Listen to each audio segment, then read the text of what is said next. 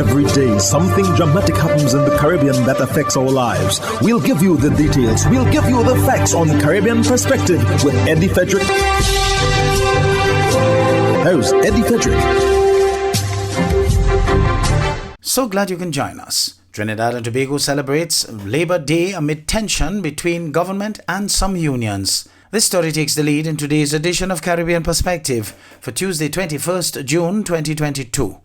Details when we return. Hubbard's Multi-Department Mount Gay and Hubbard's Tire Bay, located at the Building Supplies Compound in Grand Anse, are reminding the motoring public that another round for licensing and inspection has begun. Just arrived on new shipments of quality furrowed and torque tires to fit all makes and models of vehicles at competitive pricing. Shop early to avoid the hassle of long lines. WhatsApp them on 473-405-5482. Hubbard's, quality service, affordable prices.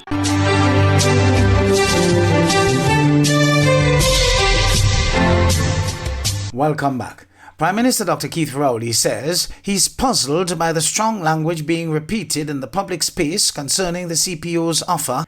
In his Labor Day message, the Prime Minister notes that the initial 2% offer was exactly that, an initial offer, as he also noted the myriad of challenges of the current economic climate in Trinidad and Tobago. TV6's Renessa Cutting has more. In his 2022 Labor Day message, Prime Minister Dr. Keith Rowley extends what he calls genuine salutations to all workers, in spite of what he notes is the dissatisfaction openly expressed by some leaders within the labour movement. Dr. Rowley says the strong language being repeated in the public space has left him puzzled, saying it does not reflect either normal industrial relations practice or the economic realities facing the country. The Prime Minister notes that the CPO made an initial opening offer of 2% over 8 years, which has since been revised to 4% over a 6-year period, which he says will cost the government $2.5 billion in back pay up to June 2022. And a further $500 million annually just for the civil service, teaching service, defense force, protective services, and daily rated workers.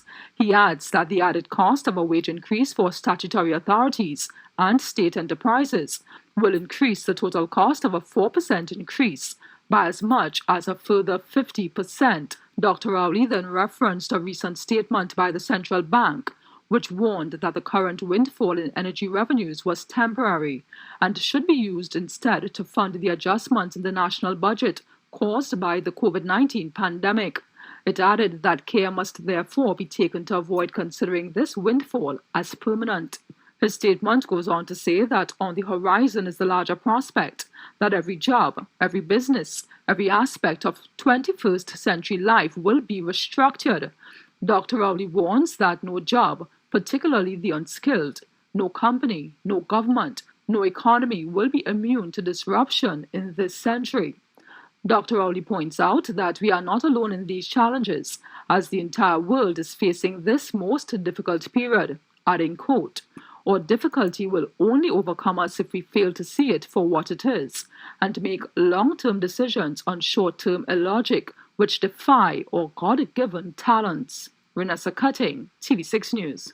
In the meantime, President Paula May Weeks is calling on both sides of the labor divide in Trinidad and Tobago to join forces to produce a modern, adaptable and secure working environment that guarantees Trinidad and Tobago's economic recovery in the shortest possible time. President Paula May Weeks is urging labor leaders to represent their workers with skill and strategies appropriate to what she calls the current realities confronting the nation. The president contends that while labor marches and fiery speeches may continue to have a place, they cannot be the only arrows in the quiver of the unions. The president says trade unions, while asserting the rights of their members to a safe working environment, fair wages, and job security, would do well to also ensure that members understand the harsh economic realities of the labor market and remain informed, upskilled, and equipped to keep pace with and even run ahead of the future of work. Meantime, the president is also urging employers to operate differently and come to the table at regular and predictable intervals being empathetic to the concerns and conditions of their employees. She adds that while tangible dollars and cents are fundamentally important, there are intangibles like work-from-home options, 4-day working weeks, extended maternity leave, and regularized flexi time that can enhance the employee's standard of living, while acknowledging that there are inevitable tensions inherent in the bargaining process. President Weeks says she believes the objectives of employers and labor are not wholly incompatible. She says when the parties come together, each bearing goodwill, patience, insight, and a creative spirit, it is possible to bring about a result that is acceptable to all, even though not the ideal of any. Renessa Cutting, TV6 News. In other news, Chief Justice of Jamaica defends judge's decision to grant bail, saying the DPP can appeal the decision. Andrea Chisholm of TVJ News reports. There have been strong objections to update the Bail Act and deny bail to people facing gun and murder charges. The police have, however, supported the proposal, arguing that people on bail are committing crimes. Chief Justice Brian Sykes argues that several factors influence a judge's decision to grant bail.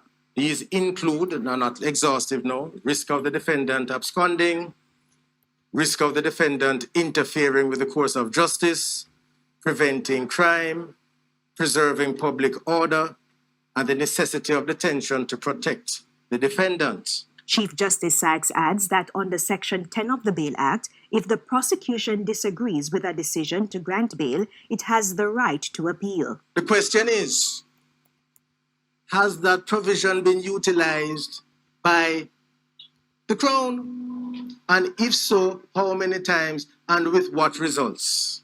The law makes it clear that the prosecution can verbally indicate its intention to appeal the bail decision and is given 24 hours to provide written notice. The appeal has to begin within 72 hours, excluding weekends and public holidays, or a longer period considered appropriate by the court. So, when we have persons making all sorts of pronouncements about judges granting bail, have they looked at the statute? More importantly, have they read the statute?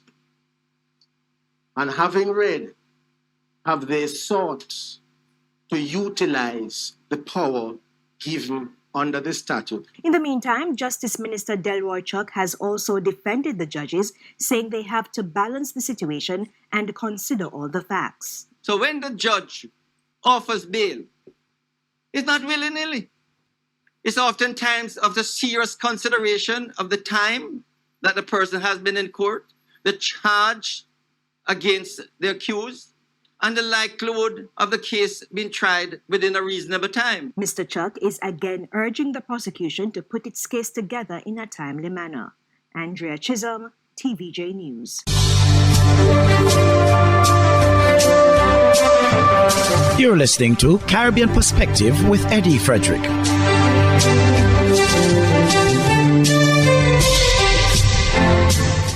Jamaica's Prime Minister Andrew Holness, meantime, has announced the declaration of a state of public emergency for the parish of St. Catherine amid an increase in crime and violence. Minutes after 8 o'clock Friday morning, the declaration. His Excellency, the Governor General, has declared a state of public emergency for the parish of St. Catherine. The Commissioner of Police and the Chief. He said the decision came after careful consideration and review of the current crime situation in St. Catherine. I decided to advise the Governor General to make such a declaration on the recommendation of the Chief of Defense Staff and the Commissioner of Police. Today, I will give the public a strategic understanding of the actions of the government as it relates to crime fighting and dealing with violence in the society. Government has as its first responsibility the preservation and the protection of life. As for the boundaries of the state of emergency, Chief of Defense Staff Rear Admiral Antoinette Weems Gorman said it essentially covers the entire parish of St. Catherine. This means there will be checkpoints throughout the parish. While we acknowledge that persons may be concerned about the implications of the internal security operations that occur under a state of public emergency, citizens can be assured that the JDF will operate within the parameters of their training and resources to ensure the protection of the human rights of all Jamaicans. Guyana removes COVID-19 testing requirements for entry. More in this Guyana News Source report with Gordon Mosley. 1 week after the U.S. announced the removal of COVID-19 testing requirements for persons traveling to the U.S., the Guyana government has followed suit. In a statement today, the Ministry of Health announced that with effect from Saturday, persons traveling to Guyana will no longer be required to provide proof of a negative COVID-19 test result. However, all travelers must show proof of being fully vaccinated against COVID-19. The move by the Ministry of Health comes as it continues to try to get more persons vaccinated against the virus as cases continue to climb. More than 86% of Guyana's adult population has received at least one shot of the COVID-19 vaccine, while 67% of the country's adult population is now fully vaccinated. Minister of Health Dr. Frank Anthony explained the decision made by the ministry. We felt very comfortable that we can now remove the requirement for antigen or PCR testing. However, we will still maintain for travelers into Guyana, we'll still maintain that they have to produce their vaccination cards before they're allowed on the plane. So that we still have that requirement. Last weekend, Guyana started the vaccination of children between the ages of 5 and 11 years old. And based on the last COVID-19 report, there are more than 900 active cases of the virus in Guyana. The hospitalization rate remains very low. The pandemic has claimed more than 1,200 lives in the country since its first detection 2 years ago. Wednesday last marked 40 years of diplomatic relations between Antigua and Barbuda and the Bolivarian Republic of Venezuela. The South American country has been a key ally of the Twin Islands state and other countries in the Caribbean. Sherilyn Bees of ABS News reports on the flag-raising ceremony, which marked the occasion in St. John's. Ambassador Her Excellency Carmen Velasquez says since 15th June 1982, relations have been strengthened in a framework of mutual respect, friendship, solidarity, and cooperation. PM, in difficult times, we have been together as brothers to support each other because we believe in the relationship between equals, between sovereign states, because we are also united by a conviction. Latin American and the Caribbean united without exclusion. She used the opportunity to remember the late former President Hugo Chavez, who fought for Latin American and Caribbean integration. The ambassador acknowledges Prime Minister Honorable Gaston Brown's courage for his position on the exclusion of Venezuela, Nicaragua, and Cuba at the Summit of the Americas. Prime Minister Honorable Gaston Brown says the relations with Venezuela have remained ironclad. Against the background of a number of challenges, including the worldwide socioeconomic crisis due to the impacts of COVID-19 and other developments, we will continue to work alongside Venezuela on the critical task of building a prosperous and resilient Latin American and Caribbean region. The nation's leader notes, just like Venezuela, Antigua and Barbuda believes in hemispheric cooperation and integration, hence the criticizing of the United States in excluding Venezuela, Nicaragua, and Cuba from the summit. He notes the achievements of the two nations' bilateral relations are numerous, expanding cooperation in many areas. These are most notably in energy and social development. The nation's leader says Venezuela has consistently been a good and responsive ally. One such area of support was the gifting of the Simón Bolívar preschool from the government and people of Venezuela. Venezuela has also provided free medical treatment to Antiguans and Barbudans with eye disease through the Operation Milagro. We had the Petro Caribe initiative, in which Venezuela provided us with hundreds of millions of dollars in credit. Venezuela has also lent assistance in recovery from Hurricane Irma with the evacuation of Barbudans and the provision of relief supplies. Prime Minister Brown expressed profound appreciation to Venezuela for its support during the pandemic in airlifting 20,000 vaccines from China, donating medical supplies, and airlifting experts out of Cuba. The nation's leader pledges this country's continued support for Venezuela. Sherilyn Visa reporting for ABS News. Hubbard's Motor Department Mount Gay and Hubbard's Tire Bay, located at the Building Supplies compound in Grand Anse, are reminding the motoring public that another round for licensing and inspection has begun. Just arrived on new shipments of quality furrowed and torque tires to fit all makes and models of vehicles at competitive pricing. Shop early to avoid the hassle of long lines. WhatsApp them on 473-405-5482. Hubbard's, quality service, affordable prices.